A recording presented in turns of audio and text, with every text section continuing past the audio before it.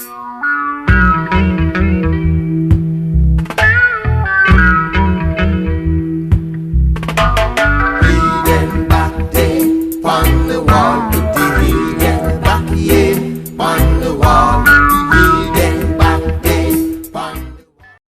haven't get it yet. Travel anywhere across the Caribbean and you cannot avoid him. To the world, he was reggae. A legend, a total one-off. No more waiting in vain. Here's our number one.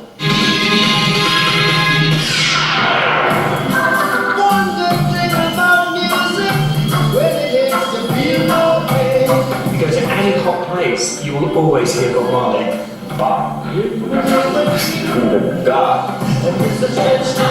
Bob Marley was born in Jamaica in 1945, the son of a white captain in the British Army. But it was his years in the ghettos of Kingston's trench town that had the greatest influence on the young Marley.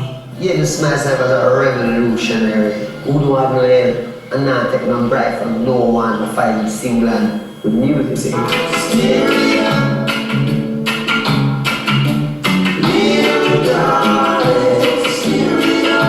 Marley virtually invented reggae as a revolutionary musical force as the lead singer of The Wailers, the group he formed with Peter Tosh and Bunny Livingstone.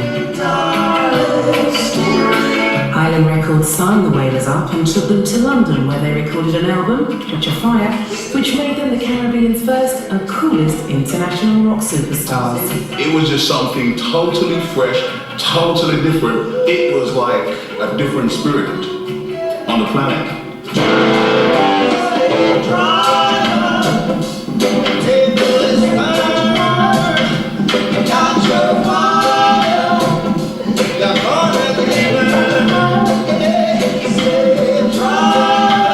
I lived with Bob for my sort of formative years. I just saw the whole Wailers thing from Kingston, Jamaica, Kingston, sorry.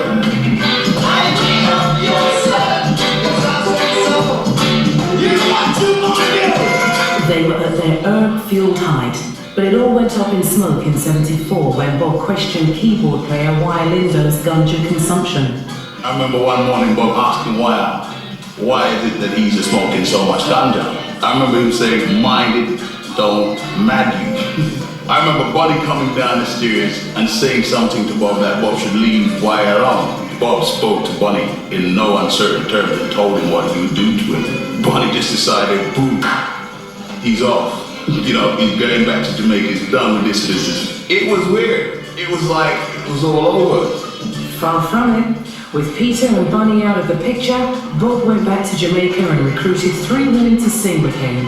They were the I3s, and it was a brand new sound. All 3 of us, 3 little birds, we usually take care of Bob. Make sure his hair is washed and then greased. These are what we usually do for him. The central figure in the I3s was Bob's wife, Rita. Rita was always there for him. She was just the right person for Bob. Our finalists now with number 30. Or was she? Bob had other ideas, like the Jamaican who was about to be crowned Miss World. Jamaica is Cynthia Jean Shakespeare. She wants to be successful in the field of physical culture and eventually to have a family. We're all only human, and I think every man likes to get the girl that every guy wants to have. Most men would be happy with a Miss World, I don't know. Bob embarked on a long affair that would see Cindy give birth to a son, Damien. I epitomized everything that Bob should not have been looking for in a woman. I was someone who got on stage in a bikini and exposed my entire body and said, here, judge me on my flesh. Another figure is 35, 24, 36. I think women love Bob Marley. Trust me.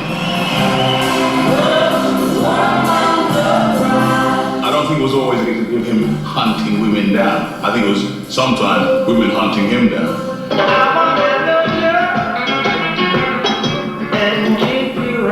And they often got their prey. Bob had many kids with many different women. I think the count has been put at about 14, but there could be more. Yeah, there could be more. But it was his political appeal rather than his sex appeal which was attracting attention.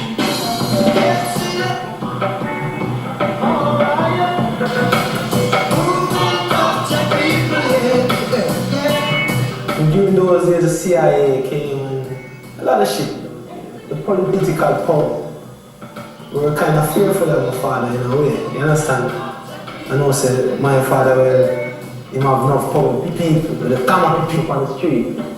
This power meant that Marley and his entourage were courted by Jamaican politicians. When he agreed to perform for the Prime Minister at an election rally, some sense trouble would follow. The air was just tense. And I said to him repeatedly that he should not do the show, but he said he had to do the show. 2 days before the concert, Marley was shot. Police said the group was rehearsing for the Smile Jamaica concert when 4 men traveling in a white Toyota car drove up and fired shots. A bullet pierced his chest and lodged in his arm. He wasn't afraid, no. He went and did a concert anyway. Yeah, bullet never seen him, yeah, so you're not afraid. Under heavy police guard, the show went on. It was said that the bullet was still in his mouth. Nothing was able to stop Bob Marley's work until God said, well, yes, I'm ready for you. But the great referee in the sky was close to blowing his whistle. You know, it started with a toe injury as a result of his obsession with football. Eventually the nail had to be removed. And they took a graft from his leg here and put it over it, and that was when the cancer first surfaced, melanoma. Marley was diagnosed in 1977, but it wasn't until 3 years later, when he collapsed in Central Park, that people realized how serious the illness was. That was the first time we realized that, you know, Bob is really sick. It was very difficult to see someone that had been so vibrant, so full of life and fitness and health and strength, you know, to have your body taken from you like that. Cindy was at his bedside during the final hours in a Miami hospital. You know, we're talking about the day before he actually died. He was down to 90 pounds, and it was with tubes and needles. Not the way you would ever go on to see anybody that you love. Definitely not. Bob Marley was dead at just 36. But his son Ziggy died beside the coffin at his funeral. Who said he's not living? Somebody told me he's not living now. No, that weirdness, I mean, he's living. Yeah, man. So, he's living. 'Cause I'll never give up the fight. 'Cause I'll never give up. 'Cause I'll never give up the fight.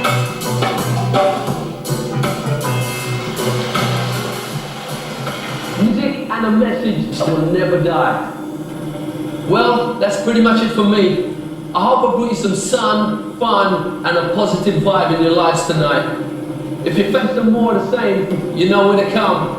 Take it from me for once. It is as it says in the brochures. Laters! It's a Judah ruled the heart, you know. When you speak of Rastafari, touch the heart.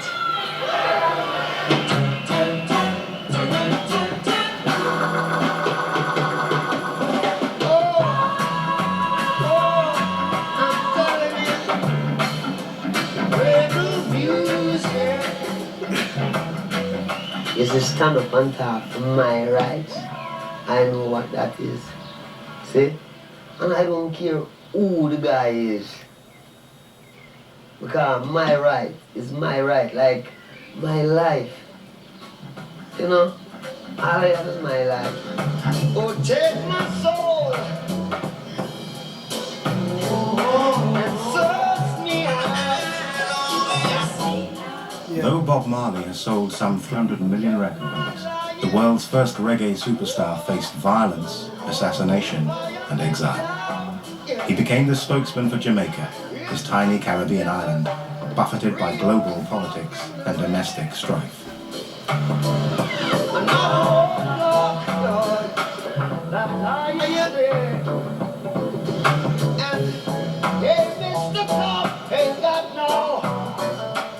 He could be the most dangerous man, he could be on the most wanted list.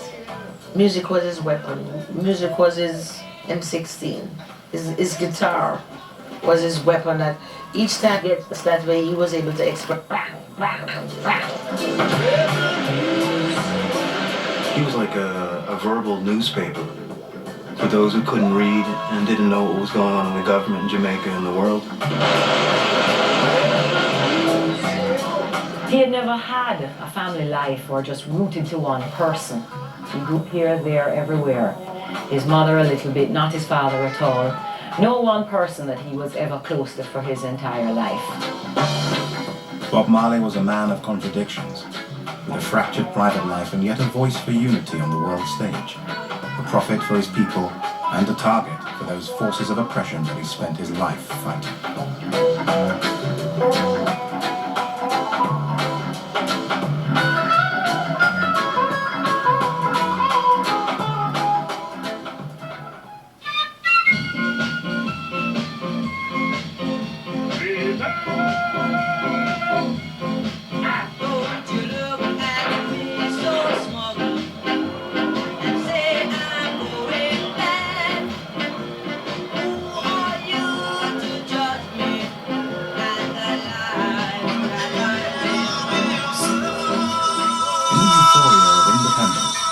Became the mouthpiece for young Jamaicans like the teenage Bob Marley.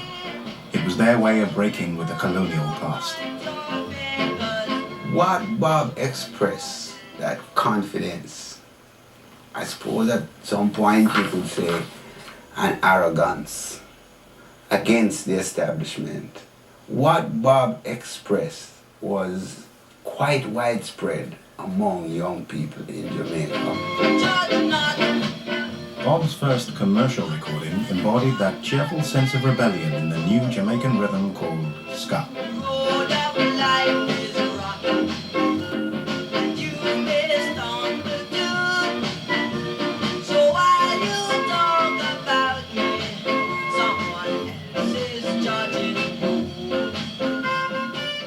Now Bob's particular expression of it has to be explained, I think, obviously in terms of his background.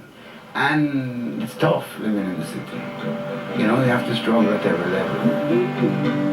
Said I'm a living man, I've got work to do.